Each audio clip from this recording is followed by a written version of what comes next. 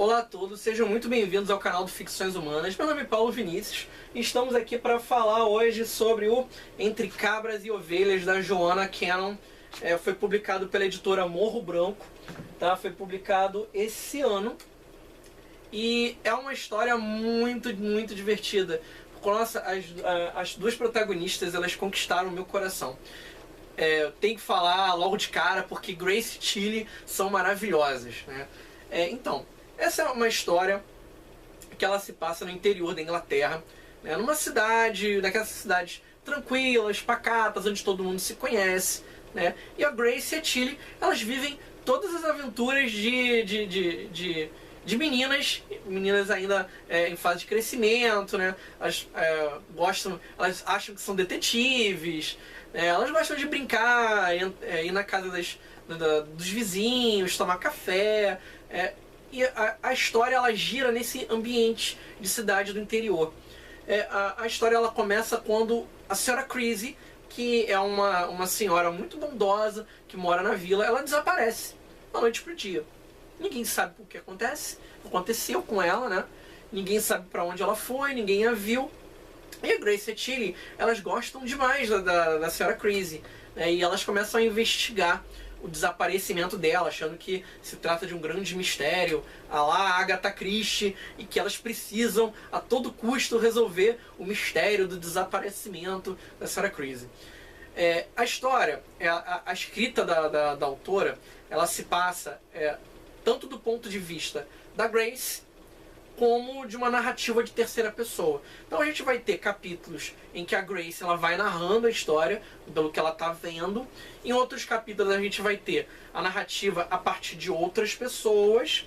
E eventualmente a gente tem um flashback no passado, a partir de um acontecimento específico. Não vou falar muito a respeito, basta a gente dizer que é um incêndio. Acontece um incêndio numa casa na cidade e tem um homem que ele é visto como se fosse um pária dentro daquela cidade, né? E a gente vai ter capítulos de flashbacks acontecendo ou próximo daquele período, ou um pouco depois, ou um pouco antes, a partir de um dos moradores da vila, sempre contando as motivações, os objetivos, o que essa pessoa pensa.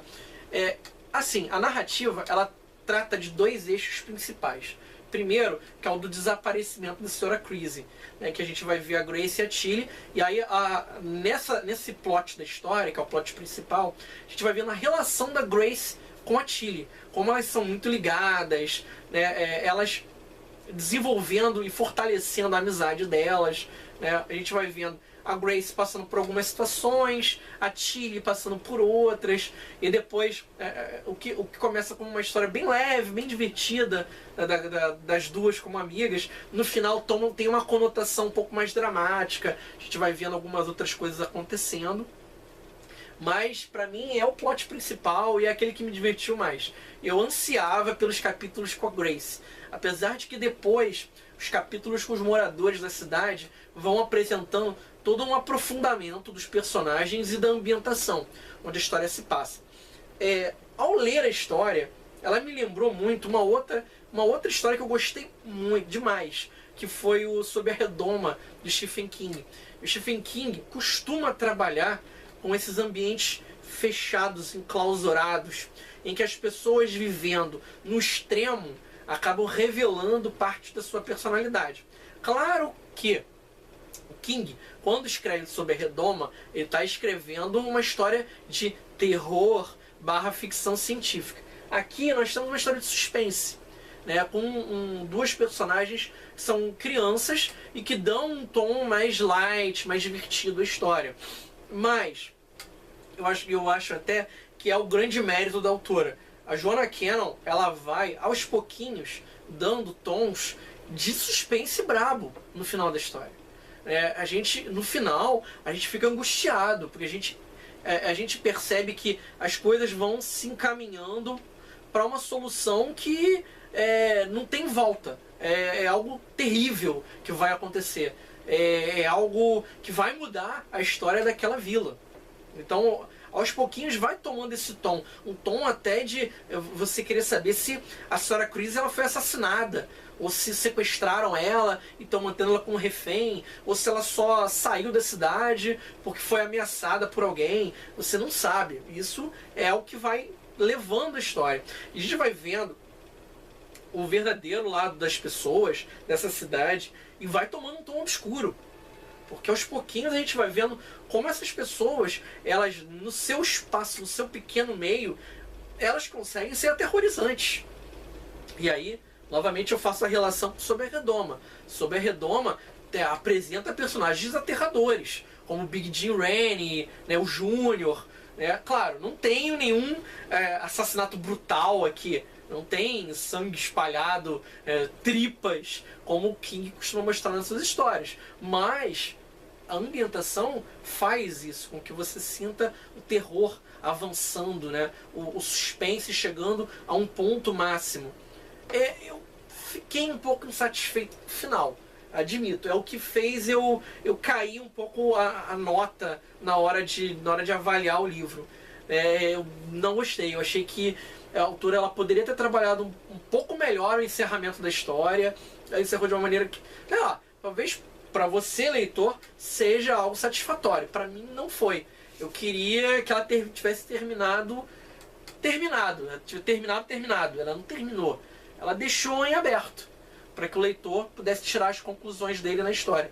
Mas, no fim de tudo, foi sem dúvida nenhuma uma das melhores leituras que eu fiz no ano. Tá? Aliás, novamente, eu valorizo bastante a qualidade do material que a Morro Branco tem trazido pra gente. Porque a gente vem conhecendo autores que... aqueles caras que são abaixo do radar, você jamais eu iria procurar saber a respeito da Joanna Cannon. Como de outros autores da editora que eu falei aqui, o Vassican, ou a Claire Fuller, ou a Marja Lund, são outros autores publicados pela editora.